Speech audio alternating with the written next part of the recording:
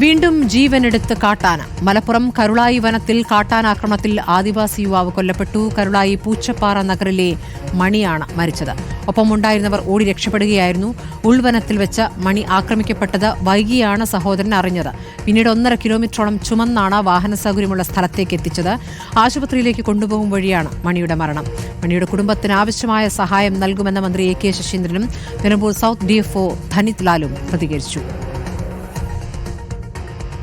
ഇത് ഇവിടെ ടൗണിൽ ഇറങ്ങിയിട്ട് തിരിച്ച് കാട്ടിക്കാരായിരുന്നു. കുട്ടികൾ ഹോസ്പിറ്റലിലൊക്കെ ഹോസ്പിറ്റലും കാണിക്കാൻ വേണ്ടിയിട്ട് എല്ലാ കുട്ടികളും കൂട്ടിക്കൊണ്ടായിരുന്നു. 2-3 കുട്ടികളുണ്ടായിരുന്നു, ചെറിയ കുട്ടികൾ. അതുകൊണ്ട് അങ്ങോട്ടും ഇങ്ങോട്ടും ഓടാനും ഇത് ആസ്പത്രി കാണിക്കാൻ വന്നതാണ്. അവിടെ പോയി എത്തിയ ശേഷം ഞാൻ ഏറ്റി വന്നത്. എനിക്ക് വിവരം കിട്ടിയ 8:10 രാത്രി. 6:30 നടന്നിട്ട് 8:10 വിവരം കിട്ടുന്നത്. അങ്ങനെ പെട്ടെന്ന് വിവരം പറഞ്ഞ് ഞാൻ പെട്ടെന്ന് അവിടെ പോയി അവിടുന്ന് ഏറ്റി ഇങ്ങോട്ട് കൊണ്ടുവന്നു. റോട്ടിലേക്ക് എത്തില്ല, പോയേക്ക്. മണിയേട്ടൻ ഇന്നലെ കുട്ടികളെ കൊണ്ട് സ്കൂളിൽ കൊണ്ടുവിട്ട് പോകുന്ന സമയത്താണ് ഒരു 6:45 കൂടിയിട്ടാണ് അവിടെ നമ്മൾ ആക്രമിക്കപ്പെടുന്നത്. കണ്ണിക്കൈ പറയുന്ന സ്ഥലത്ത് അടുത്താണ്.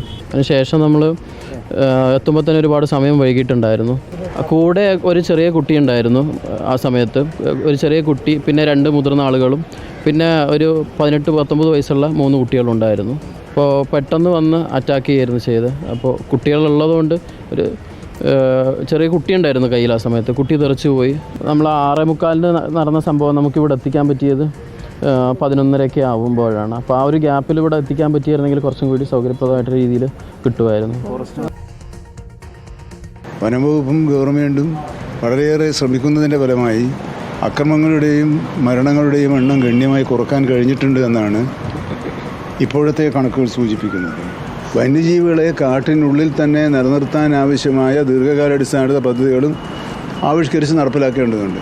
ആ പദ്ധതികൾക്കാണ് ഇപ്പോൾ മുൻതൂക്കം നൽകിക്കൊണ്ട് നമ്മൾ നബാർഡിൻ്റെ സഹായത്തോടുകൂടി ചെയ്തുകൊണ്ടിരിക്കുന്നത്.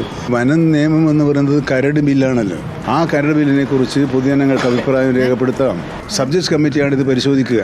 ആ സബ്ജക്റ്റ് കമ്മിറ്റി ഇപ്പോൾ ഉയർന്നു വന്നിട്ടുള്ള ആക്ഷേപങ്ങളും അഭിപ്രായങ്ങളും എല്ലാം പരിശോധിച്ച് ചേർക്കേണ്ടത് ചേർക്കുകയും തള്ളേണ്ടത് തള്ളുകയും ചെയ്യും.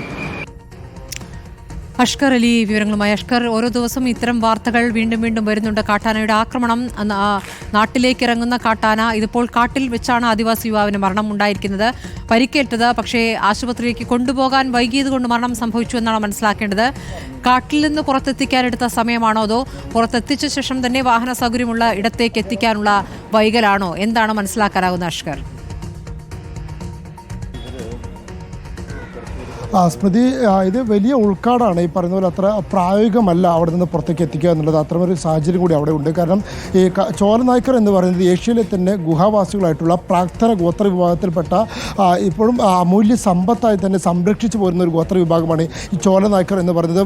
വളരെ കുറച്ച് ആളുകളുടെ എണ്ണം മാത്രമാണ് അവർ ഇപ്പോൾ അവശേഷിക്കുന്നതും. അത്തരത്തിൽപ്പെട്ട ആളുകൾപ്പെട്ട ഒരാളുടെ ജീവൻ നഷ്ടമായി എന്നതാണ് അതിൻ്റെ ഏറ്റവും വേദനയും ദാരുണവും. അതിൽ ഇന്നലെ വൈകുന്നേരത്തോടുകൂടി കരുളായിലെത്തിയ മണിയും അതുപോലെ തന്നെ മണിയുടെ ഒപ്പമുള്ള ഒരാളും, കണ്ണൻ എന്ന് പറയുന്ന ആളും, അവർ കുട്ടികളെ ഇവിടെ ആശുപത്രിയിൽ കാണിച്ച് അതിൻ്റെ മരുന്നുകൾ വാങ്ങിയ ശേഷം തിരിച്ച് കാട്ടിലേക്ക് പോവുകയായിരുന്നു. തിരിച്ച് കാട്ടിലേക്ക് പോകുമ്പോൾ, കാട്ടിലേക്ക് എന്ന് പറയുമ്പോൾ മാഞ്ചേരി എന്ന് പറയുന്ന പ്രദേശം വരെയാണ് ഇപ്പോൾ നിലവിൽ വാഹന സൗകര്യമുള്ളത്. അതിൽ ഏകദേശം 10-25 കിലോമീറ്ററോളം ദൂരം ഇപ്പോൾ അടുത്താണ് പൂർണ്ണമായി യാത്രാ സജ്ജമായത്. അവിടെ നിന്ന് പിന്നും 5 മണിക്കൂറോളം ദൂരം മലകൾ താണ്ടിയുള്ള യാത്രയിലൂടെ മാത്രമേ ഇവർ താമസിക്കുന്ന അളകകളിലേക്ക് അഥവാ ഗുഹകളിലേക്കൊക്കെ എത്താൻ സാധിക്കുള്ളൂ. അത്രയും ഉൾക്കാടുകളിൽ താമസിക്കുന്നവരാണ്.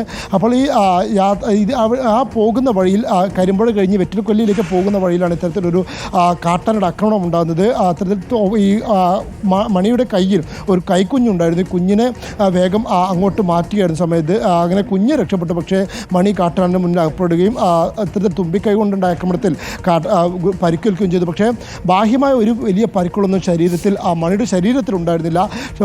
ഇവിടേക്ക് ആശുപത്രിയിലേക്ക് എത്തുന്നതിൻ്റെ 1 കിലോമീറ്റർ മുമ്പ് വരെ മണി സംസാരിച്ചിരുന്നു എന്നുള്ളത്. അതുകൊണ്ട് തന്നെ ഗുരുതരമായ പരിക്കുണ്ട് എന്ന് ആരും കരുതില്ല. പക്ഷേ പെട്ടെന്ന് പിന്നീട് ജീവൻ നഷ്ടമാകുന്ന, ആശുപത്രിയിലേക്ക് എത്തും മുമ്പ് ജീവൻ നഷ്ടമാകുന്ന ഒരു സാഹചര്യമുണ്ടായി. ഇത് അവിടെ നെറ്റ്വർക്ക് ഇല്ലാത്ത പ്രദേശമാണ്, ഉൾക്കാട് കൂടിയാണ്. അപ്പോൾ